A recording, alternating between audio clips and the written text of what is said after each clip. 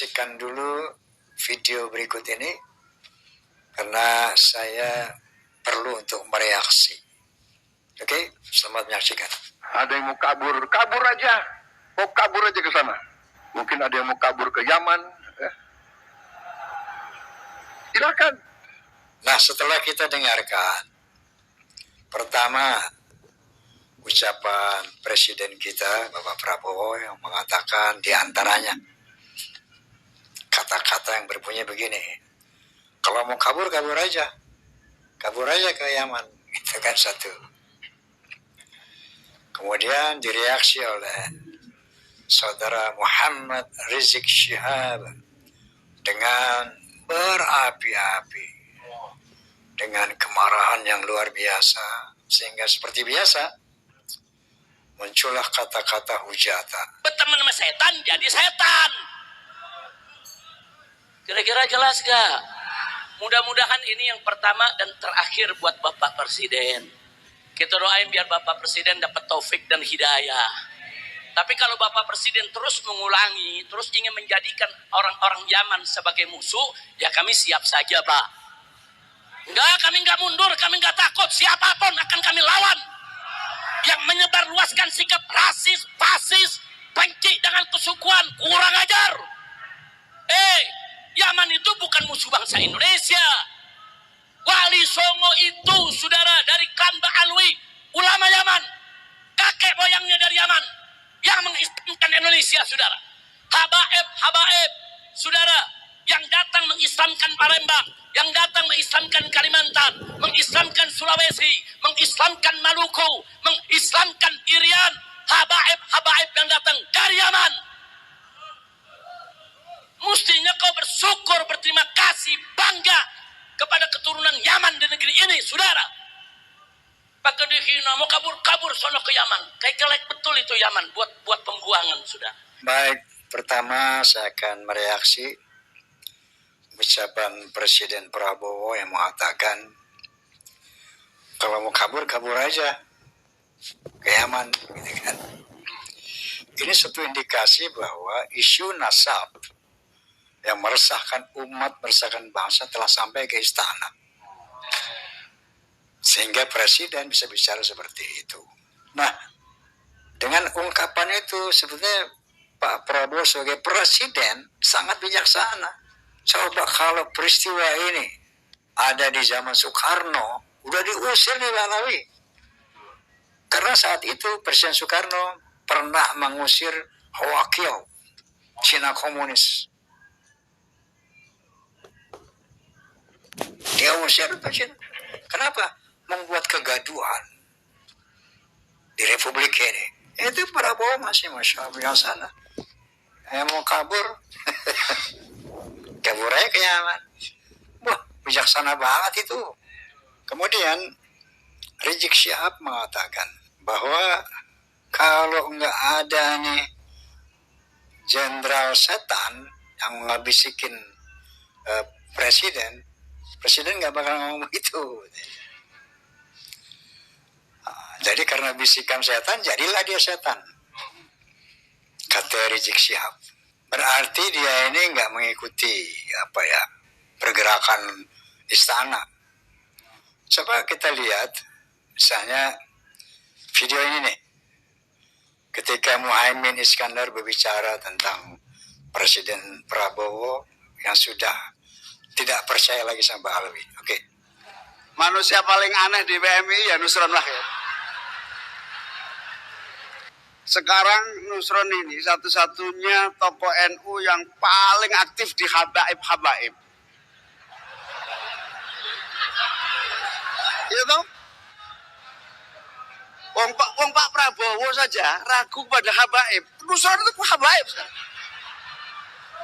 Nah, dari video penjelasan dari Menteri Caimin, Gus Imin ini, bahwa para menteri udah tahu bahwa Presiden Prabowo udah tidak percaya kepada Ba'alawi. Artinya jauh sebelum Jenderal Dudung angkat sebagai KSP. Nah, bahkan jauh sebelum itu lagi, Ada Presiden Prabowo mengatakan bahwa ada tamu di sini yang ratusan tahun nggak mau pulang. Kita sangat hormat sama tamu. Saking hormatnya, ada tamu yang ratusan tahun nggak mau pergi dari Indonesia. Itu kemana arahnya? Nah, artinya istana sudah mencium bau busuk daripada perbuatan-perbuatan Pak Alawi ini. Terutama ketika dia mengklaim bahwa pahlawan Indonesia adalah Pak Alawi. Ketika mereka mengklaim Indonesia milik Aulia Tarim. Ini dalam kehidupan berbangsa bernegara ini sangat-sangat menyinggung perasaan anak bangsa, terutama para petinggi bangsa. Lalu mengenai Jenderal Dudung yang dikatakan oleh Saudara Rizik Syihab sebagai Jenderal Baliho. Bangsa Indonesia berterima kasih kepada Jenderal Dudung. Kalau itu baliho tidak diturunkan, Masya Allah, tujuan Rizik Syihab untuk dikultuskan terjadi. Sementara pengkultusan pribadi ini diharamkan dalam Islam. Ya, sampai Rasulullah SAW sendiri berkata, "Wala tutruni kama aturtan Nasara Isa bin Maryam." Jangan kau memuji-muja aku sebagaimana orang-orang Nasrani memuji-muja Isa al-Masih putra Maryam. Jadi mengkultuskan diri itu sebuah kemusyrikan yang tersembunyi. Nah, yang kedua, bahwa ketika sosok seorang figur dipajang di mana-mana, ini ada indikasi politis. Ya, ada tujuan-tujuan politis. Nah, Jenderal Dudung sebagai seorang jenderal, seorang militer, tentu sangat paham ini. Ini kalau baliho ini nggak diturunkan, jadi itu khilafah. Tetapi misalnya nih, kalau khalifahnya yang bernama Rizik Syihab, waduh, ini bisa-bisa yang protes, rakyat yang protes nih, hukum mati. Monyet itu. Bisa begitu udah khalifah. Belum khalifah aja udah begitu. Perang. Kita serang itu monyet-monyet. Masya Allah. Jenderal Dudung bagus. Diturunin ini baliho. Jadi ambisi dia untuk menjadi imam besar di Indonesia. Itu melalui baliho itu diantaranya. Oke, selanjutnya saya ingin mereaksi Saudara Rizik Syihab. Ada diksi-diksi yang luar biasa di sini. Bahwa menuduh Prabowo fasis, rasis. Kemudian memerintahkan bangsa Indonesia untuk berterima kasih kepada orang Yaman. Oke. Dia ngerti nggak sih fasis? Fasis itu artinya menjajah secara keras. Jerman. Dulu, kan sekarang. Fasis. Yang fasis Prabowo apa Pak Alawi? Alawi. Coba lo renungkan deh. Menjajah secara spiritual. Yang kedua, Prabowo dituduh rasis. Apa itu rasis? Membeda-bedakan suku, merendahkan yang lain. Yang rasis Prabowo apa Pak Alawi? Buktinya mana? Pak Alawi itu rasis. Perempuan-perempuan Pak Alawi haram dinikahi oleh pribumi. Kalau berani pribumi menikahi gadis-gadis Pak Alawi, dia harus kembalikan keperawanannya. Kalau enggak diterima ibadahnya, masuk neraka. Ini rasis pakai banget. Siapa yang fasis, siapa yang rasis?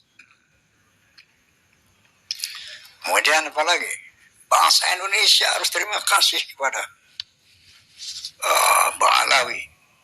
Itu Wali Songo Mbak Alawi yang telah mengislamkan Indonesia Pak Alawi mengislamkan Palembang, Kalimantan, Sulawesi, Irian Barat. Kamu harus terima kasih bangsa Indonesia kepada Pak Alawi. Kan main ini klaim-klaim, jago banget dia klaim-klaim itu. Pak udah berjilid-jilid itu. Masalah Wali Songo itu terbukti secara ilmiah, secara nasab, secara sejarah bukan Pak Alawi. Masih kekeh aja. Oh, Wali Songo itu. Bangsa Indonesia harus berterima kasih kepada Pak Alawi. Lo Pak Alawi mesti terima kasih kepada Indonesia. Itu yang benar. Kenapa? Kalian tinggal di sini, Masya Allah. Negeri yang gemah ripah loh, jinawi. Makanan banyak lengkap. Dari padi sampai sayuran, sampai macam aneka buah-buahan. Hutan di mana-mana, lautan biru rembun, Masya Allah, makmur. Ente tinggal di sini. Masa orang sini harus terima kasih sama ente? Ente terima kasih sama orang Indonesia. Coba ente tinggal di Yaman, ditarik yang ente puja-puja sebagai negara yang luar biasa. Kesana lagi? Mau ente? Nggak mau kan? Kenapa betah di sini? Enak. Di sini enak, asyik, Masya Allah. Penduduknya ramah, apalagi udah dibohongin mente. Makanya ente ngaku-ngaku susun Nabi deh, biar bisa menguasai Indonesia. Begitu kan? Ini dia jago memutarbalikan fakta nih. Rizik Syihab itu. Dengan acting yang luar biasa. Dia kalau dia memprovokasi, lihat ekspresinya, perhatikan. Kalau dia memfitnah, kalau memutarbalikan fakta, lihat ekspresinya. Orang yakin, bengong orang lihat, benar aja dipercaya. Ini aktor nih orang, aktor benar-benar. Cuman aktor antagonis, bukan protagonis. Kalau Roma film masih ada deh, gue kontrak juga. Buat peran penjahat cakep banget. Ekspresinya itu loh, untuk ngebohongin orang. Kayak Fahmi Tamami ini contoh nih, Fahmi Tamami. Yang saya yang mendirikan, yang saya yang bikin, saya deklarasi, saya yang modalin. Dia nggak ada apa-apanya di situ. Nggak ada kontribusinya secara materi, secara dia nggak ada. Yang bikin namanya Fahmi Tamami saya. Artinya apa tuh Fahmi Tamami dalam bahasa Arab? Fahmi Tamami, pemahaman yang sempurna. Fahmi Tamam. Dalam bahasa Indonesianya singkatan daripada Fahmi Tamami, Forum Silaturahmi Takmir Masjid dalam bahasa Indonesia. Saya yang bikin nama itu. Saya yang bikin simbolnya. Ya. Ada simbol kubah masjid dan kubah musola. Yang deklarasi saya dia kagak ada. Yang bikin ADART saya sama Tatang Muhtar, sekjen pertama itu. Dia nggak ada kontribusi apapun. Gila ikut tanda tangan di rumah kayak Zainuddin MZ waktu itu. Beneran ada dia ya. Nah, mesti tanda tangan 3 orang tuh bikin akte. Habis Zainuddin sama Ane, ya ada ini nih, sohib kita emang waktu itu. Kalian nanti itu doang. Tapi lihat videonya. Bagaimana dia membohong, bagaimana dia memutarbalikan fakta, bagaimana kesombongannya lengkap. Aku yang bikin Fahmi Tamami. Itu si pendangdut itu. Saya menghubungi para ulama. Padahal yang berkonsultasi dengan para ulama itu gue. Konsul telepon ini, Masya Allah. Dia klaim itu. Saya yang mendirikan Fahmi Tamami. Dan sekarang saya bubar. Itu jelas banget di situ dia bohong. Di situ dia memutarbalikan fakta. Di situ dia membranding diri. Ini watak-watak ini melekat pada yang namanya Habib Rizik Syihab. Orang yang dengar melongo. Wah, Haji Omar kurang ajar nih. Habib Rizik yang bikin Fahmi Tamami itu. Tapi Fahmi Tamami diajak ke PBI. Begitu kan Rizik. Masya Allah Jik. Ya. Ini orang terkonfirmasi berbahaya untuk agama dan bangsa. Berbahaya. Memprovokasi, memutarbalikan fakta. Masya Allah. Berbahaya. Oleh karena itu, apalagi bangsa Indonesia ini harus betul-betul waspada. Ketika Lutfi bin Yahya merubah makam Sumoding Redat menjadi Bahalawi, Sumoding Redat menjadi Bahalawi. Itu suatu indikasi kuat mereka mau merubah sejarah Indonesia. Kuburan-kuburan palsu di mana-mana jelas mau merubah sejarah Indonesia. Karena untuk menguasai sebuah bangsa, rubah sejarahnya. Kelompok lain mendoktrin umat dengan khurafat-khurafat bahwa mereka adalah cucu Nabi yang harus dihormati. Sementara sampai detik ini mereka tidak bisa membuktikan bahwa mereka adalah turunan Nabi. Sangat berbahaya untuk Islam. Dengan sangat berbahaya untuk eksistensi negara Republik Indonesia. Indonesia milik Aulia Tarim. Dengan pede mereka mengatakan begitu. Rizik kemarin bilang, bahasa Indonesia harus terima kasih kepada Bahalawi. Ini kan kurang ajar. Kalau dia ngomong tuh kurang ajar. Kalau gue kurang ajar. Indonesia harus terima kasih kepada Bahalawi. Kurang ajar. Fasis, rasis, kurang ajar. Kamu yang fasis, kamu yang rasis, kalian yang fasis, kalian yang rasis. Tidak ada boleh Indonesia diserang mereka. Untuk menunjukkan mereka ingin memisahkan diri, membedakan diri. Aku adalah turunan Nabi kalian. Ajam. Aku lebih tinggi dari kalian. Inilah sifat iblis yang sebenarnya. Yang sebenarnya ini iblis yang sering bilang iblis. Ini tahu nggak sih iblis? Dia baca Quran nggak sih?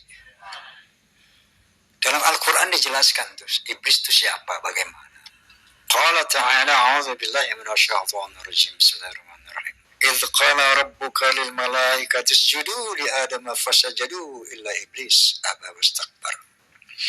Ketika Allah Subhanahu wa taala memerintahkan malaikat untuk bersujud menghormati Adam alaihissalam, maka sujudlah para malaikat berhormat kepada Adam, illa iblis, kecuali iblis. Sampai Allah Subhanahu wa taala bertanya, ya iblis, ma mana'aka an tasjuda lima khalaqtu biyadai. Hai iblis, apa yang menahan kamu untuk tidak bersujud kepada makhluk aku ciptakan dengan tanganku sendiri? Astakbarta am kunta minal alin? Apakah kamu merasa besar, takabur, dan merasa lebih tinggi? Dan jawab si iblis ini, qala ana khairum minhu, khalaqtani min narin wa khalaqtahu min tin. Aku lebih baik dari dia. Engkau ciptakan aku dari api dan dia dari tanah. Ini iblis. Merasa lebih besar, lebih mulia, lebih baik dari yang lain. Sementara di dalam sistem berislam, inna akramakum indallahi atqakum. Yang paling mulia itu adalah yang bertakwa. Bukan dari mana bangsamu. La fadla li arabin ala ajabin illa bitaqwa. Atau kama qala Rasulullah. Tidak ada kemuliaan bangsa Arab yang bukan Arab kecuali takwa, takwa, takwa. Bukan dari bangsa, bahkan bukan dari keturunan, bukan dari sekalipun keturunan Nabi, tidak. Nabi mengatakan, al-jannatu lil muttaqina walau kana 'abdan habasyian, wan naru lil asina law kana sayyidan quraisyan hasyimian. Surga itu buat orang yang bertakwa, walaupun dia dari budak bangsa Habsyi, dan neraka untuk orang-orang yang ahli maksiat, walaupun dia sayyid, turunan Nabi itu. Bani Hashim, turunan Nabi, leluhur Nabi. Quraisy, suku Nabi. Kalau lu maksiat, neraka. Ini qala ta'ala wa qala Nabi. Apa yang Anda mau sombongkan, wahai saudaraku, saudare? Apa? Illa taqwa. Itu yang membuat kamu mulia di dunia dan akhirat. Taqwa akhlak. Sementara mereka suka sekali menunjuk orang iblis. Mestinya iblis. Gitu. Tahu nggak kriteria iblis? Dajjal. Tahu nggak kriteria Dajjal? Dajjal itu pembohong. Dajjal. Pemalsu itu Dajjal. Masih Dajjal artinya al-masih palsu. Kalau turunan palsu Dajjal bukan? Suka malsu-malsuin itu Dajjal. Suka ngebohongin orang itu Dajjal. Jadi enak aja Dajjal, iblis, monyet. Itu Masya Allah. Masa saya bilang bahaya ini orang. Bahaya. Nah, jadi saya pikir kemarin itu udah cukup lama kan redup tuh. Saya pikir mereka pada istikharah deh, ya. Mudah-mudahan pada sadar nih, ya. Alhamdulillah, mungkin dia udah baca tuh satu firman Allah, bunyinya begini, A'udzubillahi minasyaitonir rajim, hatta idza jaa ahadahumul maut, qala rabbirji'un la'ali a'malu shalihan fima taraktu, kalla innaha kalimatun huwa qailuha, wa min wara'ihim barzakhun ila yaumi yub'atsun. Ketika orang-orang berdosa itu mati, maka di alam barzah dia berteriak-teriak, Rabbirji'un, ya Allah kembalikan aku. Aku akan berbuat baik yang selama ini aku tinggalkan. Apa kata Allah? Allah, nggak bisa. Innaha kalimatun huwa qailuha. Itu cuma kata-kata mereka saja. Wa min warahim barzakhun illa yaumi yub'atsun. Di belakang mereka ada barzakh, dinding penghalang sampai nanti pada hari kebangkitan. Fa idza nufikha fis suri fala ansaba bainahum yawma idzin wa la yatasa'un. Lalu ketika ditiup sangkakala, dibangkitkan orang mati, apa kata Allah? Fala ansaba bainahum yawma idzin. Tidak ada lagi soal nasab pada hari ini. Wala yastasa'alun, dan mereka tidak saling bertanya soal nasab. Wala ansaba bainahum, enggak ada soal nasab. Faman thaqulat mawazinu fa ulaika humul muflihun. Wa man khaffat mawazinu fa ulaika alladziina khasiru anfusahum fi jahannam khalidun. Barang siapa yang timbangan kebaikannya lebih berat, inilah orang yang beruntung. Dan barang siapa yang timbangan keburukannya lebih berat, dialah orang yang merugikan dirinya sendiri dan tempatnya di jahanam. Saya pikir udah baca ayat ini. Fala ansaba bainahum, udah nggak ada soal nasab di akhirat. Rupanya belum juga. Astagfirullah. Astaghfirullahaladzim. Astaghfirullahaladzim. Jadi caci maki, Masya Allah. Padahal ya, itu di luar nilai-nilai Islam, di luar nilai-nilai agama apapun, ucapan-ucapan keji itu. Qala ta'ala, idhaba ila fir'auna innahu tagha. Hai Musa dan Harun, pergilah kepada Fir'aun karena dia itu melampaui batas. Faqula lahu qawlan layyinan, dan kalian berdua berkatalah kepada Fir'aun qawlan layyinan, dengan ucapan yang santun, yang lemah lembut, bukan dengan caci maki, jokodok, goblok, bukan begitu. Ini karena presiden yang bertemu jenderal setan, maka dia jadi setan. Enggak begitu. Faqula lahu qawlan layyinan, bicaralah kepada Fir'aun, penguasa itu, dengan ucapan yang santun. Itu perintah Allah terhadap Nabi Musa dan Nabi Harun. Lalu Nabi Muhammad SAW, kurang jahat apa yang namanya Abu Lahab, Abu Jahal? Apa pernah ada dalam hadis, dalam sejarah, Abu Jahal monyet, Abu Jahal babi, Abu Lahab anjing? Ada begitu? Ya ada. Jangankan baru dihina, Rasulullah dilempari batu aja nggak maki-maki orang. Di Thaif beliau dilempari batu. Jibril marah. Malaikat Jibril tersinggung. Berbisik, ya Muhammad, angkat tanganmu kepada Allah.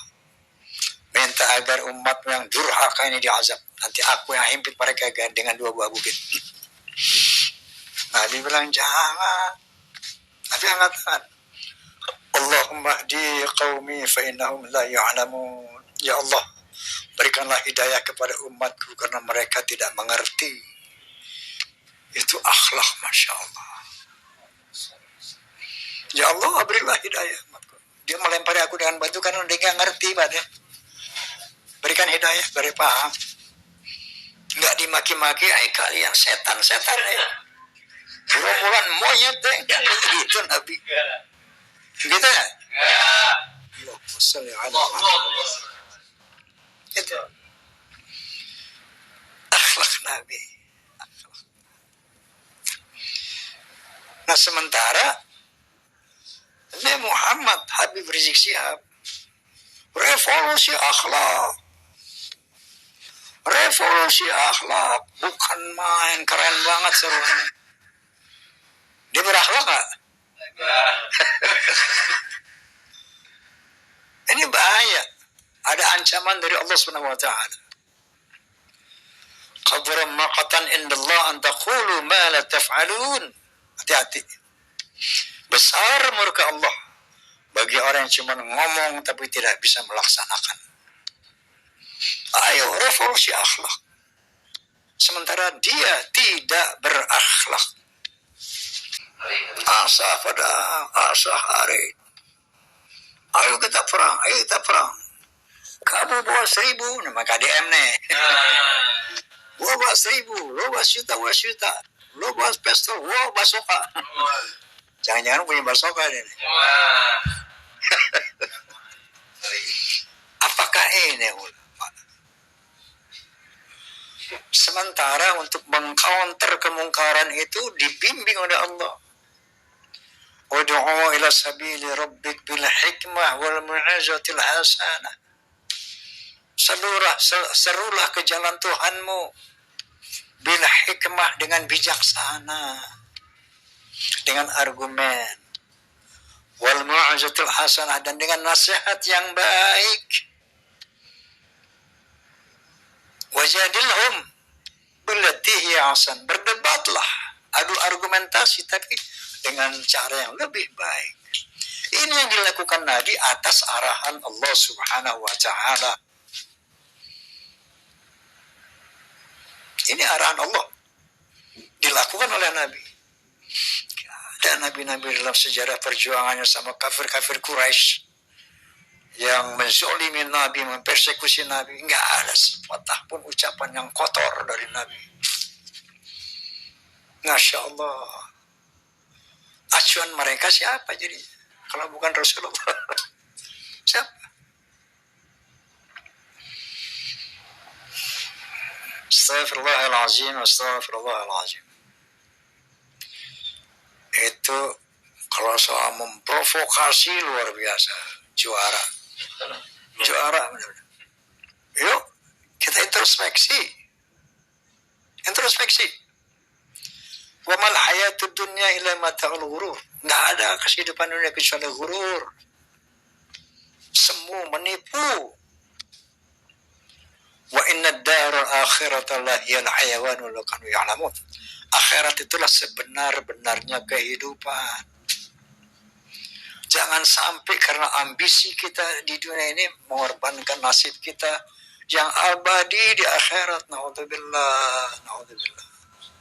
Dengan mempertahankan nasab yang tidak dibuktikan, sebetulnya teman-teman semakin membuktikan bahwa memang mereka bukan turunan Nabi. Semakin membuktikan. Ketika ada yang mengkritisi, mempelajari nasab mereka melalui penelitian, mereka marah. Itu semakin membuktikan bahwa mereka bukan turunan Nabi. Kalau turunan Nabi, nggak berani dia protes. Malu mereka kalau benar. Zuriat Nabi itu begitu. Santun. Nah jadi kalau turunan Nabi dibilang lalu bukan turunan Nabi, takut dia mengatakan, oh gua turunan, takut. Kenapa? Itu kibir, kesombongan. Gua turunan Nabi itu kesombongan. Naudzubillah. Seandainya dia benar begitu, apakah Nabi ridho? Katakanlah benar turunan Nabi dan Allah surga, apakah Nabi ridho? Aku yakin tidak. Karena Rasulullah memiliki akhlakul karimah. Kala Nabi SAW, innama bu'ithu liutamima makarimal akhlak. Aku dibangkitkan untuk memperbaiki akhlak. Jadi akhlak ini fondasi utama dari iman dan takwa. Dari berhubungan kepada Allah, kepada manusia, dan kepada hewan dan tanaman. Akhlak menjadi fondasi utama. Kalau enggak berakhlak, inna lillahi wa inna ilaihi raji'un. Nah ini Kiai Maduddin, Gus Abbas dan sebagainya mengajak Anda untuk introspeksi. Ini ada penelitian gini loh. Kalau memang benar-benar doa Anda fid dunya hasanah wa fil akhirati hasanah wa qina adzabannar, mesti direnungkan. Ya Allah, berikanlah aku kebahagiaan di dunia, kebahagiaan di akhirat, dan jauhkanlah dari api-api neraka. Ada kritikan dari orang nih. Coba kita cek yuk, benar nggak gitu nih? Kalau benar turunan Nabi yuk. Kalau perlu kita jangan ngaku deh. Karena akan menimbulkan kebanggaan, kesombongan. Kalau perlu begitu. Ini malah menonjolkan diri. Gua turunan Nabi. Lu mesti canggih kaki lu. Ini semakin menunjukkan bahwa kamu bukan turunan Nabi. Semakin menunjukkan. Nah, untuk itu kita semua mengajak. Sebelum terlambat, yuk bertaubat.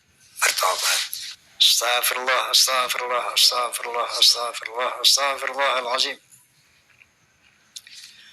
Jadi begitu, saudara, saya sebagai hamba Allah hanya melaksanakan perintah Allah. Wa tawassaw bil haqqi wa tawassaw bis sabr. Saya nggak bosan ajak Anda untuk istighfar. Kalau saya salah, koreksi. Kita tiru akhlak Nabi.